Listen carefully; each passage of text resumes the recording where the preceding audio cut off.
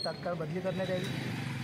मागील 12 वर्षापासून 14 किंवा 15 आयोजन या प्रमाणात कामे झाले, त्या कामांमध्ये मोठ्या प्रमाणात घोटाळा झालेला आहे, यांची सुद्धा सदर चौकशी करावी। तसेच मोदी आवास योजनेतून आलेले गावातून आलेले अर्ज यांनी ग्रामसभा न घेता त्यांच्याच मनमानी कारभारामुळे बाद करण्यात आले। तसेच 12 वर्षापासून ते आणि तसेच ग्रामपंचायत सदस्यांना कुठल्याच प्रकारे विचारात न घेता उद्धटपणाची वागणूक देतात, त्यामुळे त्यांच्यावर सुद्धा कारवाई करण्यात यावी अशी आमच्या ग्रामपंचायत सदस्यांची मागणी आहे। त्यामुळे आज आम्ही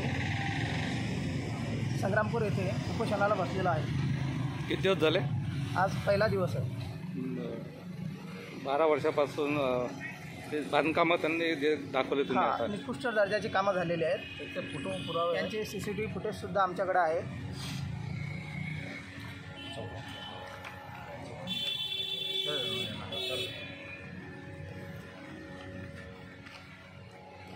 याची चौकशी वगैरे झाली नाही का?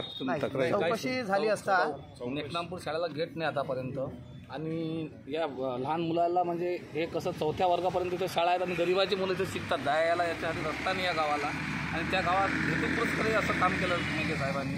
आणि त्याच्यानंतर आता 20 दिवसा अगोदर हा ब्लॉक रस्ता केला, माजी सरपंच विठ्ठल पाटील यांच्या घरासमोरचा रस्ता आहे हा, तर तो बी आतापर्यंत असा पूर्ण उखडलेला आहे। त्यांच्यावर तात्काळ कारवाई करून त्यांची बदली करण्याची आमची मागणी आहे, आणि जोपर्यंत हे होणार नाही तोपर्यंत आम्ही उपोषणावर उठणार नाही। आमचं व्हिडिओचं काय म्हणणं आहे? आता व्हिडिओचं असं मला वाटतं की व्हिडिओ याच्याशी संगनमत आहे, म्हणजे साहेबांची सर्व कामं चालू आहे याच्या माध्यमातून व्हिडिओचं काहीतरी हे पाठिंबा असल्याशिवाय मेंगे साहेब तर स्वतःचे 2 अर्ज आहेत, त्याचे अर्ज असलेले व्हिडिओ साहेब जर बदली करून व्हिडिओचं याचं संगनमत आहे 100% असं आपल्याला वाटत आहे। मग शिवकडे तक्रारी वगैरे केल्या की? शिवकडे आम्ही तक्रारी केल्या, त्याच्यानंतर आम्ही निवेदन बी दिलं एक शिवला, पोस्टाने बी एक तक्रार पाठवलेली आहे। डेप्युटेशन घेऊन गेले होते का? नाही, ते नाही घेऊन गेलं। आम्हाला व्हिडिओ साहेबांनी आश्वासन दिलं की 3 दिवसात मी यांची बदली करणार आहे, आणि त्याच्यानंतर व्हिडिओ साहेबांनी 4 दिवसाच्या अगोदर हा विषय म्हणजे पाठ केली त्या विषयावर। बरं, ह्याच्यात मेंबर किती आहेत? 8 मेंबर आहेत तुमच्या मागे त्या उपोषणामध्ये?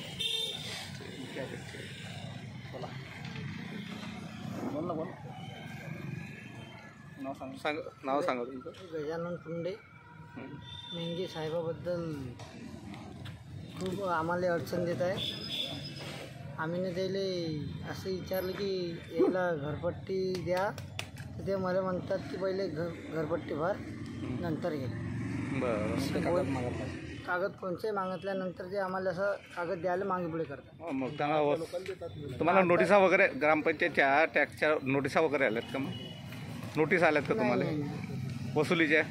हो, वसुली आले, कोणाचे कधी 100 रुपये आले नाही, वसुलीच्या अशा पहिले की बाबा वसूल करा अशा काही नोटिसा आल्या, पण ज्यांच्याकडे खूप मोठी वसुली आहे त्यांना कागद मिळतात, आणि गोरगरिबाच्याकडे 1500, 400 बाकी आहेत त्यांना कागद देत नाही। अच्छा, बाकी यांचे कागद घरपोच जातात, त्यांचा कर्मचारी घेऊन जाते। हो, म्हणजे पार्सलिटी केला जाते गरीबावर अन्याय। हे सगळं ग्रामसेवकाच्या माध्यमातून घडते ना? ग्रामसेवकाच्या माध्यमातून। बरं, तो ग्रामसेवक राहते कुठे? मुख्यालयानं राहते, भाडं घेते, पातोळ्या इथे राहतो म्हणते, आणि त्याची बसू जाते, येणं जाणं आपल्या जे नांदुऱ्यावरून करते मोटरसायकल। नांदुऱ्यावरून? एवढ्या मोठ्या गावाचा ग्रामविकास अधिकारी नांदुऱ्यावरून येणं जाणं करते? बरं, किती दिवस येते जाते वगैरे काही त्याचं काही ताण नाही? हप्त्यातून 2 ते 3 दिवस येतात। त्यांच्याकडे पातोळा पुढचा 4 आहे, फोन लावला तिथं म्हणतात, तिथं ते हजर नसतात, तर संग्रामपूर सांगतात समजा। हप्त्यातून 3 दिवस किंवा 2 दिवस येतात। मग तो गाव ते म्हणतात की आणि फोन कोणा सदस्याचा उचलत नाही, तुमच्या गावाचा दिवस नाही आहे म्हणून काही म्हटलेलं द्यायला की सर याच्यावर सही पाहिजे, ते म्हणतात तुमच्या गावाचा दिवस नाही याचा। त्यांचं एक मुवमेंट रजिस्टर असते, ते बाहेर कुठे गेले तर त्यांचं ते नोंदी करतात, ते करतात का त्यावेळेस त्याच्यावर? की जरा दुसऱ्या गावला वगैरे काहीच ठेवत नाही ते, त्यांना जेव्हा आता ठराव बी ते लिहत नाही, ग्रामसभेचे सर्व ठराव त्यांनी आता लिहिले, आम्ही मागितले तेव्हा 2 दिवसाअगोदर। आता आता लिहिले म्हणजे मीटिंगमध्ये ठराव लिहिला नाही जात का? मीटिंगमध्ये लिहिलं जाते, पण ज्या मीटिंगमध्ये जर कोणताच ठराव कामासाठी लावत नाही, तर खूप ग्रामसभेचे ठराव सर्व कामासाठी लावते, एकच ग्रामसभेत सर्व लावायला 24-5। अच्छा, मीटिंग फक्त तकलादू घेतल्या जाते? मीटिंग फक्त तकलादू घेते?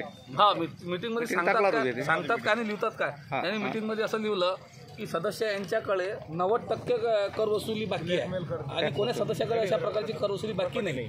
सदस्यांना हेतुपुरस्कार ब्लॅकमेल करणं, सदस्य यांना म्हणते कोणत्याच प्रकारचं घरकुल सदस्य या परिवाराला घेतात नाही, म्हणजे असं नियम कुठेच नाही आहे. पण हे ग्रामसेवक सदस्यांना भीती वाटते का माझ्या विरोधात गेले तर मी तुम्हाला घरकुल घेऊ देणार नाही, तुमची खोटी तक्रार करेल.